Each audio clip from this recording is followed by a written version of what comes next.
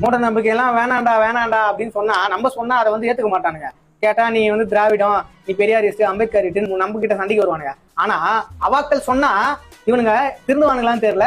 அப்படியாப்பட்ட வீடியோ தான் இதை கேளுங்க.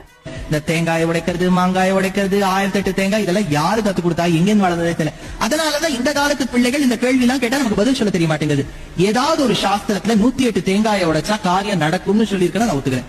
எந்த சாஸ்திரத்திலும் இல்ல. உடனே நீங்க குமுதத்துல இருக்கு, கல்கியில இருக்கு, தீபாவளி மலர்ல இருக்கலாம் சொல்லாதீங்க. அதெல்லாம் எழுதினவர் யாருன்னு நமக்கு தெரிய மாட்டேங்குது. அதுல எல்லாம் இல்ல.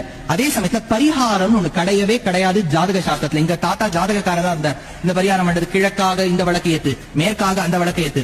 விளக்குங்கிறது எல்லா பக்கமும் ஜோதி இருக்கு. அது என்ன கிழக்கா ஏற்றது மேற்கா ஏற்றது? விளக்கு ஏற்ற வேண்டும், ஏனெனில் மங்களக்கரம். அதோடு நிறுத்திக்கணுமே ஒழிய இதுக்கு பரிகாரம் பண்ணு, அதுக்கு சிறப்பு பிளவுஸ் பீஸ் அவருக்கு வாங்கிட்டா அவர் என்ன பிளவுஸ் பீஸ் வச்சு அவர் கொண்டாரு? முதல்ல அவர் தைச்சுக்கணும். அது நீங்க டெய்லர் பேரையும் எழுதி கொடுத்துருங்க அவருக்கு. கடைசியில் பிளவுஸ் பீஸ் நமக்கு இதுதான் வரப்போகுது, சும்மா பேருக்கு வாங்கி தரோம். அதனால இந்த விஷயங்கள் எல்லாம் கொஞ்சம் நம்ம மூட நம்பிக்கை விட்டுட்டோம்னு வச்சுக்கோ, பக்தி வளரும். பக்திங்கிறது இதெல்லாம் கடந்து இருக்கு. அவர்கிட்ட நம்ம எதுவுமே எதிர்பார்க்காததுதான் பக்தி. இப்ப பெருமாள் கிட்ட போறோம்னு வச்சுக்கோங்க, என்ன கேட்கணும்? உங்ககிட்ட ஒண்ணும் கேட்க கூடாதுங்கிற வரத்தை எனக்கு கொடுன்னு தான் கேட்கணுமே ஒழிய உள்ள போனோம்னா இத்த பண்ணு அத்த பண்ணு. அவருக்கு தெரியாதா? ஒரு குழந்தை டயபெட்டிஸோட இருக்கு 2 வயசுல. அம்மாவுக்கு தெரியும் குழந்தைக்கு சுகர் கொடுத்தா அதுக்கு கெடுதல்னு. 3வது நபர் வர, ஏன் குழந்தை மைசூர் பாக்கு அழகு கொடுக்க வேண்டியதானே? உனக்கு என் குழந்தைய விட என்னை விட ஜாஸ்தி தெரியுமா? மூட நம்பிக்கை எதிரான ஒரு வீடியோ அவாக்களே சொல்லியிருக்காங்கன்னு ஒரு பக்கம் புரிஞ்சுக்கலாம்.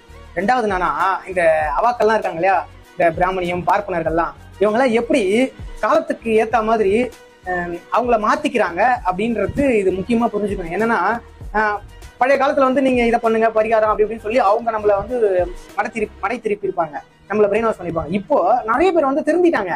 மூட நம்பிக்கைலாம் நம்ம எதுடா அப்படின்னும் போது நான் இதெல்லாம் பண்ண மாட்டேன் அதெல்லாம் பண்ண மாட்டேன் அப்படின்னு சொல்ல வரும்போது உடனே இவங்க அதுக்கேற்ற மாதிரி மாறிட்டாங்க. ட்ரெண்டுக்கு ஏற்ற மாதிரி இவங்கள மாறுறாங்க. உடனே புராணம் அதெல்லாம் பாத்தீங்கன்னா சொல்லிருக்காங்களா அப்படின்னு சொல்லிட்டு இவங்களே மாத்துறாங்க.